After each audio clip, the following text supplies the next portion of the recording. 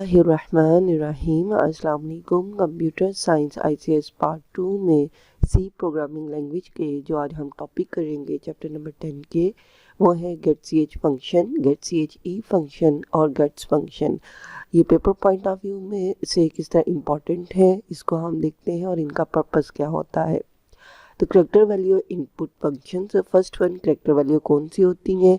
ऐसी वैल्यूज़ जिनको single quotation के अंदर लिखा जाता है और ये सिंगल वैल्यू होती हैं, और मोर ओवर इनकी जो डाटा टाइप होती है वो 4 होती है। अब करेक्टर वैल्यू की इनपुट करने के लिए जो फंक्शन हमें सी लैंग्वेज ने प्रोवाइड किए हैं वो दो हैं। फर्स्ट वन है गेट सी एज फंक्शन और सेकंड वन है get C H E function. अब करेक्टर वैल्यू जो सी हैं वो हम स्कैनएफ फंक्शन के थ्रू भी इनपुट करवा सकते हैं, लेकिन स्कैनएफ फंक्शन और गेट सी एच ई में डिफरेंस यही है कि स्कैनएफ फंक्शन के थ्रू हम integer values, floating point values, character values और स्ट्रिंग वैल्यूज़ को इनपुट करवा सकते हैं, जबकि इन दोनों फंक्शंस का मेन पर्पस क्या है, is just to input the character values. Get C H function ये शॉर्ट क्वेश्चन आंसर से इम्पॉर्टेंट है और सेकंड वन ये एमसीक्यूज में आता है। तो get C H stands for get character है।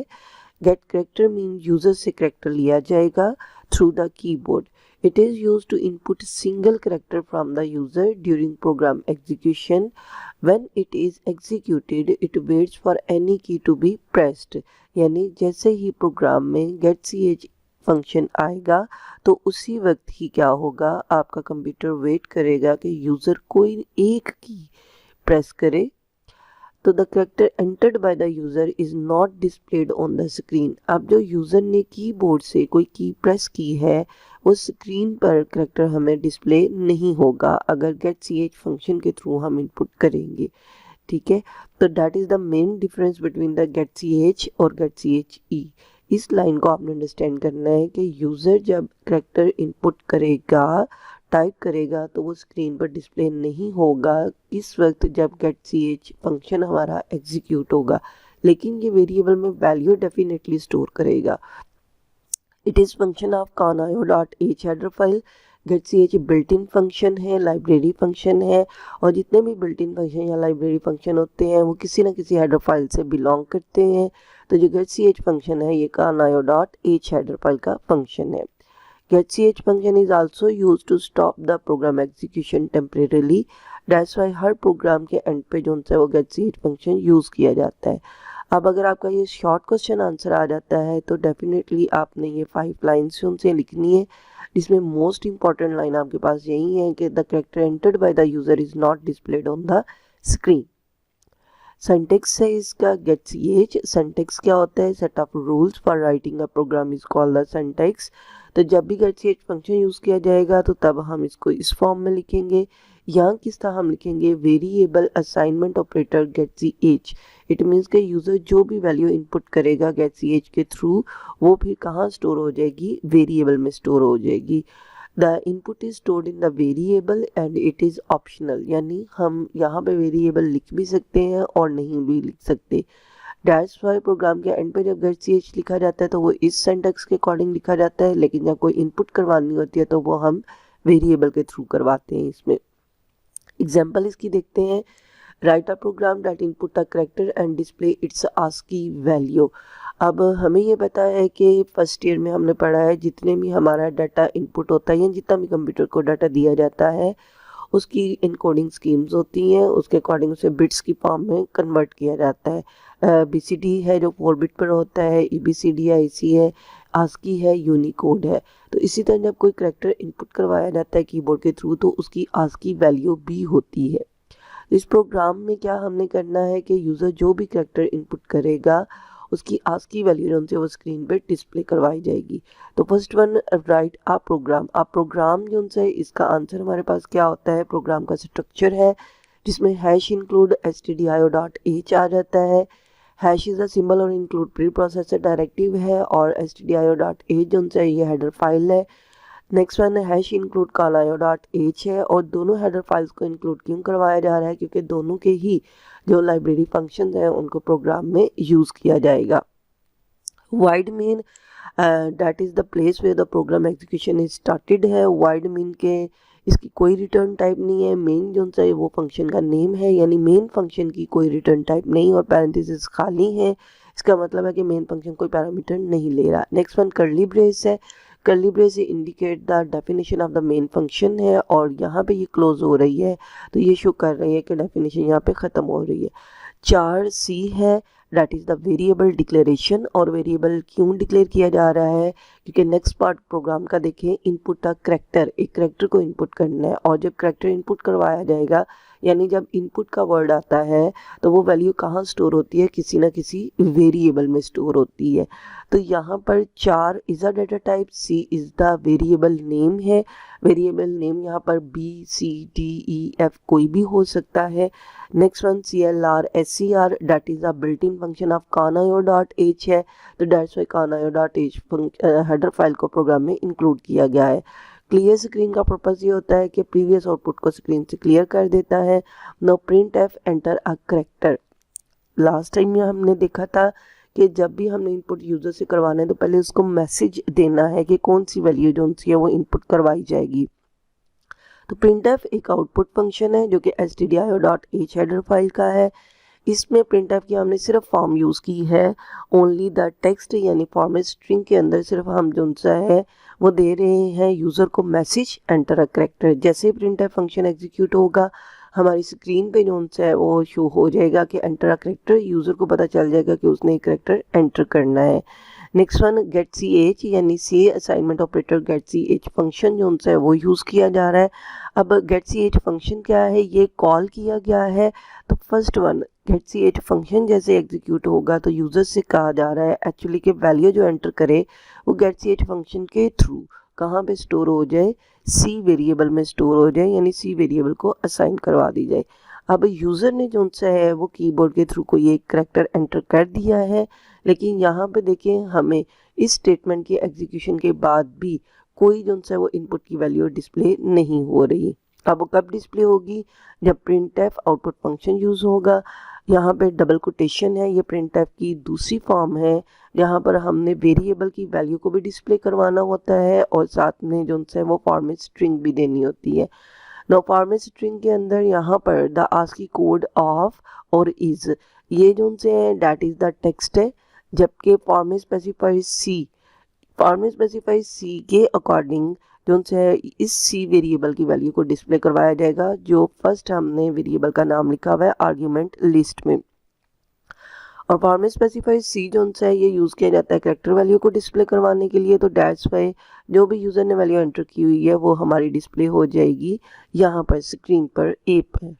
तो the ASCII code of that is the text as it is print हो जाएगा। इस फॉर्मेट स्पेसिफाइड सी की वजह से सी की वैल्यू का डिस्प्ले हो रही है ए, क्योंकि यूज़र ने ए वैल्यू इनपुट की थी। जबकि फॉर्मेट स्पेसिफाइड डी जो सा होता है ये इंटीजर वैल्यूज़ को डिस्प्ले करवाता है। तो नो डाउट सी वेरिएबल हमारे पास एक 4 डाटा टाइप का वेरिएबल है, लेकिन जितनी भी करेक्टर्स वैल्यूज़ होती हैं उनकी आस्की नंबर्स होते हैं और आस्की नंबर हमेशा किस में होते हैं, हमारे इंटीजर में। तो दैट्स वाई यहाँ पर इस फॉर्मेट स्पेसिफाइड डी की वजह से जो सी के पास वैल्यू ए करेक्टर है उसकी आस्की वैल्यू डिस्प्ले हो गई है 97। तो मेन फोकस करेंगे जब एंटर अ करेक्टर का मैसेज आया तो यूज़र ने ए की प्रेस की है कीबोर्ड से, लेकिन जो सा है ए यहाँ पर डिस्प्ले नहीं करवाया जा रहा। नेक्स्ट वन है गेट चे फंक्शन। गेट चे stands for get character eco, और जो इको वर्ड है इसका मतलब होता है डिस्प्ले करवाओ, यानी वैल्यू को शो करवाओ जो यूज़र से ली गई है। गेट चे फंक्शन भी शॉर्ट क्वेश्चन आंसर है। ये वाले दोनों क्वेश्चन यानी गेट ch और गेट चे ये शॉर्ट में आते हैं या एमसीक्यूज में आते हैं, या इनका डिफरेंस आता है कि what is the difference between get ch and get che. It is use to input single character from the user during program execution. Same वही लाइंस हैं जो हमने गेट ch फंक्शन में पढ़ी हैं। अगर हम पीछे देखें भी तो सिवाय जो हमारे पास फर्स्ट लाइन आ जाती है जो कि क्या है कि स्टैंड्स फॉर गेट करेक्टर है, इसके अलावा यहाँ पर है it is use to input single character from the user during program execution when it is executed it waits for any key to be pressed. तो गेट चे में भी आपके पास सेम यही वर्डिंग है कि इसको कब यूज़ किया जाता है, जब यूज़र से सिंगल वैल्यू लेनी होती है, की प्रेस किया जाता है। मोस्ट इम्पॉर्टेंट लाइन जो डिफरेंस करता है आपका गेट सी एच में और गेट सी एच ई में वो ये है, the character entered by the user is displayed on the screen, कि यूज़र जैसे कीबोर्ड से कोई भी कैरेक्टर एंटर करेगा, चाहे वो 7 8 1 2 या PKL या कोई सिंबल एंटर करेगा, तो वो जो उनसे आपकी स्क्रीन पे डिस्प्ले भी होगा इनपुट फंक्शन के through. It is function of CAN-IO.h header file, ये भी जो उनसे है CAN-IO.h हेडर फाइल का फंक्शन है जिसका गेट सी एच था। इसके बाद इसका सिंटैक्स है गेट सी एच ई या फिर variable assignment operator get C H E है। इनपुट स्टोर की जाती है वेरिएबल में and its use is optional. तो जब शॉर्ट क्वेश्चन आंसर लिखा जाता है तो उसमें इसका सिंटैक्स भी आपने लिखना है। जो सा नोट है वो बेशक आप इसको स्किप भी कर सकते हैं। जो एग्जाम्पल है ये सिर्फ अंडरस्टैंडिंग के लिए है, आप इसको समझेंगे इनमें मेन डिफरेंस क्या आ रहा है। शॉर्ट क्वेश्चन आंसर में कभी भी एग्जाम्पल नहीं दी जाती, यानी कि प्रोग्राम नहीं बनाया जाता। तो write a program that input a character and display its ASCII value, same पिछला ही प्रोग्राम है लेकिन डिफरेंस देखते हैं कि गेट सी एच ई में क्या फ़र्क है। हैश इंक्लूड stdio.h और can-io.h है, मेन फंक्शन है।